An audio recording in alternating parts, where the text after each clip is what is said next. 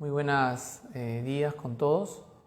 El día de hoy vamos a conversar sobre unos aspectos sobre el cáncer y sus signos y síntomas de alarma. Yo soy Ronald Ventosilla, soy médico oncólogo de acá del Servicio de Oncología del Hospital Nacional Daniel Alcides Carrión.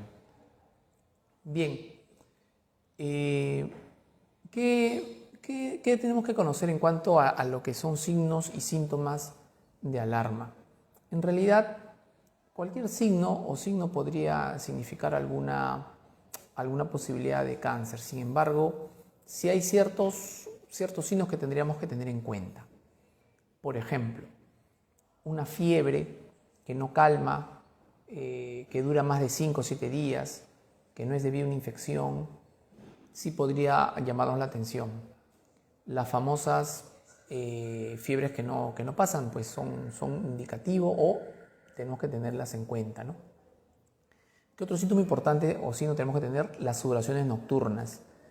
La sudoración nocturna es un signo muy importante que desde hace mucho tiempo se ha asociado a linfomas y a leucemias.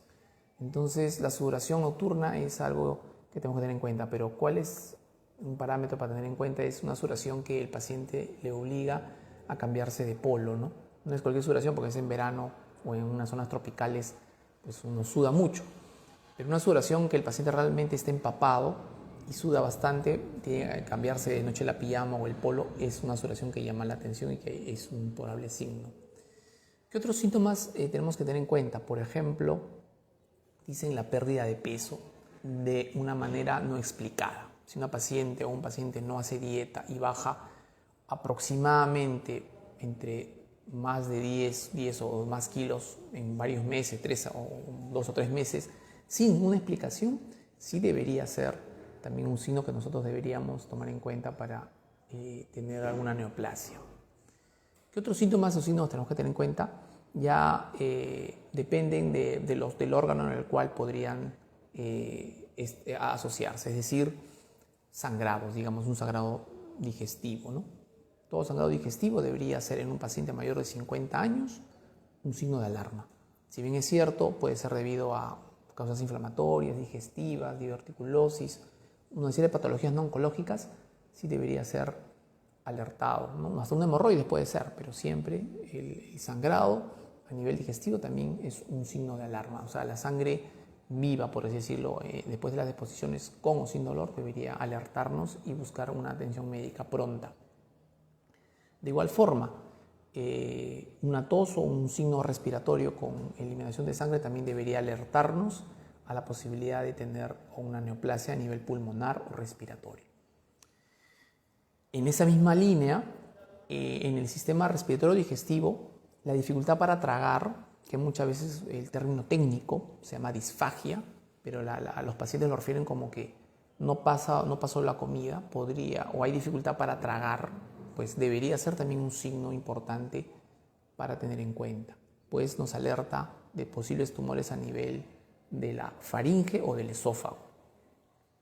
En esa misma línea, el dolor en general, el dolor abdominal, ¿no? El dolor típico de la gastritis, por ejemplo, también es un síntoma muy común en los peruanos porque sufrimos de gastritis o de enfermedad ulceropéptica asociada a Helicobacter pylori. Sin embargo, si este síntoma no mejora después de que hemos ido al especialista, al enterólogo, debería siempre ser una alerta, ¿no? El dolor o los síntomas en ese órgano. Cualquier otro síntoma más, cualquier bulto nuevo, cualquier masa que uno se examine en el cuello, en el abdomen, en los miembros, debería ser también un signo de alarma. Usualmente algunos toman en cuenta todo lo que tenga mayor de 1 centímetro, ¿no? Ese es un parámetro relativo, pero cualquier bulto que uno tenga a bien conocer de nuevo en su cuerpo, pues debería alertarnos. Y en ese sentido sí recalcamos que cada persona debería conocer bien su cuerpo, ¿no? Cuando uno se baña, cuando uno se asea, completamente debería tener frente a un espejo en el cual debería saber qué parte de su cuerpo es normal y que ha aparecido de diferente, ¿no? Sobre todo en las mujeres, por ejemplo, la presencia de bultos o cambios en la estructura de la mama, por ejemplo. Igual manera en la piel, ¿no? Cualquier mancha rara, cualquier cambio de coloración en la piel de cualquier zona debería inmediatamente alertarnos también para ir al especialista, en este caso al dermatólogo, para la posibilidad de ver cualquier enfermedad crónica de la piel o incluso una neoplasia de piel. ¿Qué otros síntomas tenemos que tener en cuenta? Para la ocurrencia, pues los sangrados genitales también son importantes. En el caso de la mujer, cualquier sangrado en una paciente posmenopáusica, es decir, aquella mujer que ya dejó de reglar, debería ser alertado también. Pueden ser causas obviamente debidas a su desregulación hormonal, pero justamente se debe acudir al ginecólogo para descartar cualquier posibilidad de un cáncer de cervix, de endometrio también. Entonces, básicamente en esa línea hay síntomas y signos que hemos querido recalcar, que hemos querido mostrar, de los cuales podrían significar alguna presencia de una neoplasia. Sin embargo, hay que mencionar también que además de los signos o síntomas, uno debería ir a un chequeo, es decir, el screening o el tamizaje de neoplasias que son prevenibles. Deberíamos tener una actitud en ese sentido, de acudir antes de que aparezcan algún síntoma.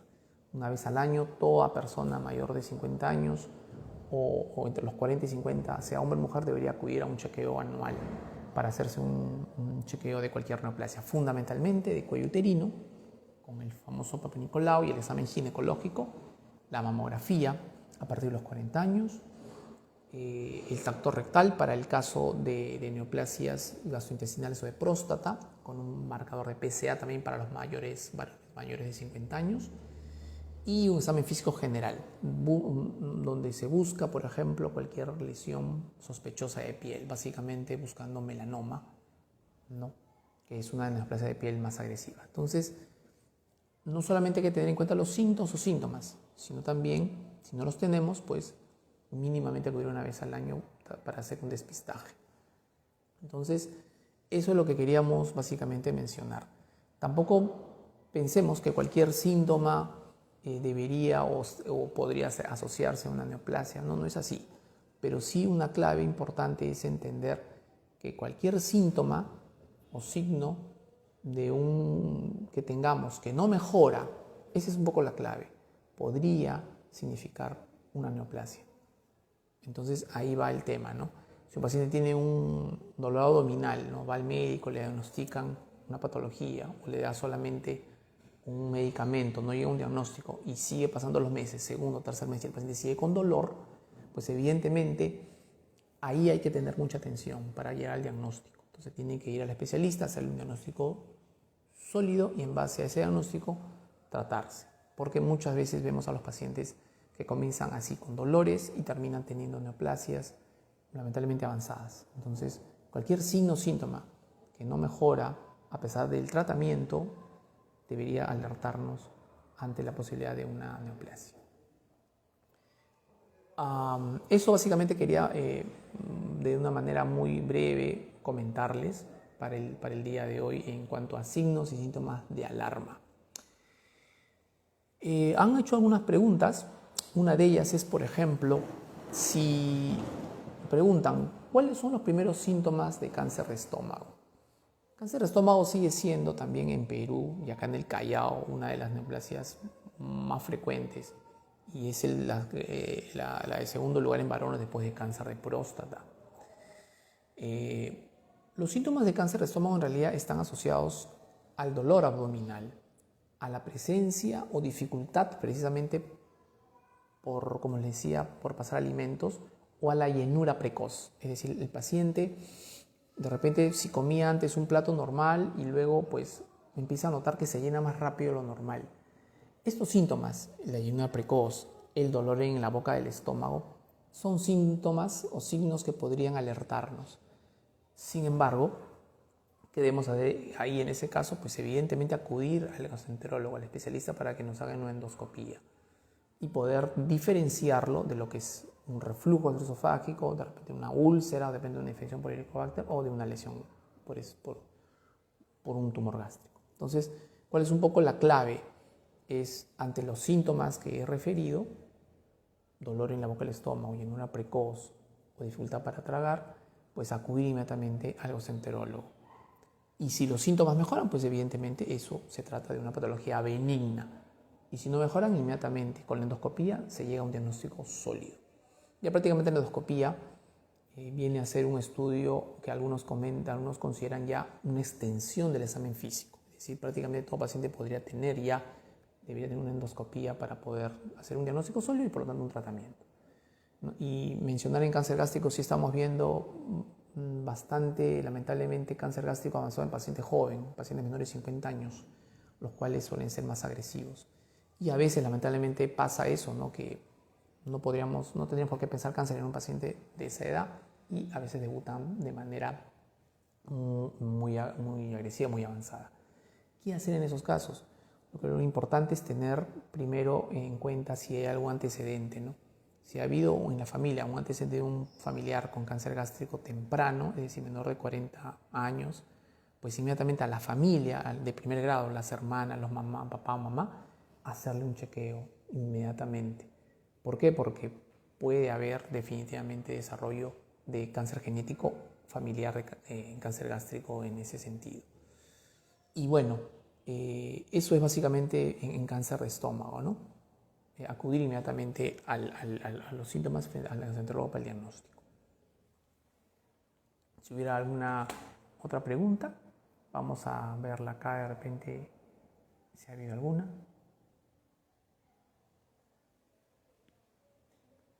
Preguntan antes de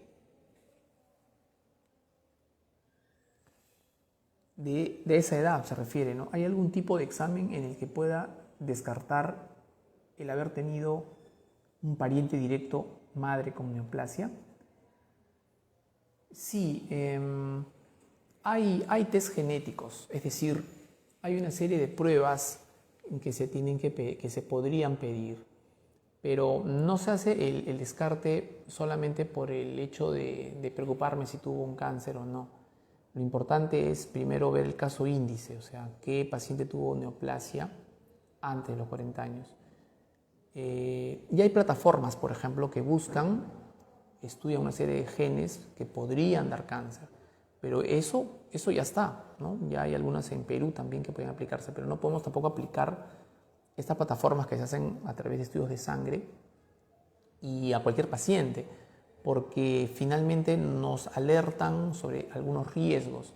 Se tienen que aplicar de acuerdo a lo que tenemos en las guías, es decir, a pacientes que desarrollan neoplasias, por ejemplo, por menor de 40 a 45 años. A esos pacientes, por ejemplo, si hay un cáncer de mama, tengo un familiar que tiene un cáncer de mama a los 40 años, ya está establecido que esa paciente y sus familiares deberían pasar por una consejería genética y ver cuáles de estos síndromes genéticos podríamos tomar a los pacientes. Se le hace todo el estudio en la parte genética y se estudia al caso índice, o sea, a la paciente y a sus familiares, y se les estudia para ver si tienen alguna mutación y detectar temprano a los que no han debutado con la enfermedad.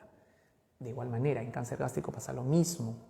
Si hay un paciente en caso índice en una neoplasia menor de 40 años, también debe estudiarse inmediatamente a toda la familia por la posibilidad de tener, en primer grado, de tener una neoplasia genética.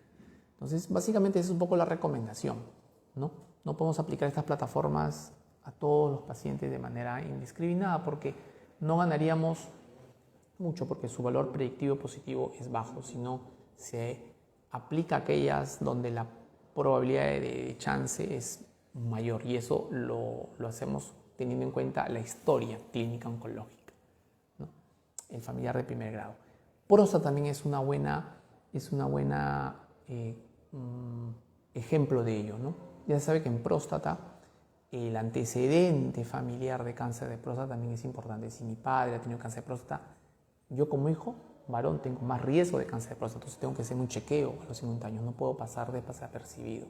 Si bien es cierto, va a ser bueno, o sea, va a ser negativo, hacerlo mi PSA anual me va a poder detectarlo si desarrollo alguna neoplasia antes y detectarlo tempranamente. Veamos si hay otra pregunta por acá. Perdón.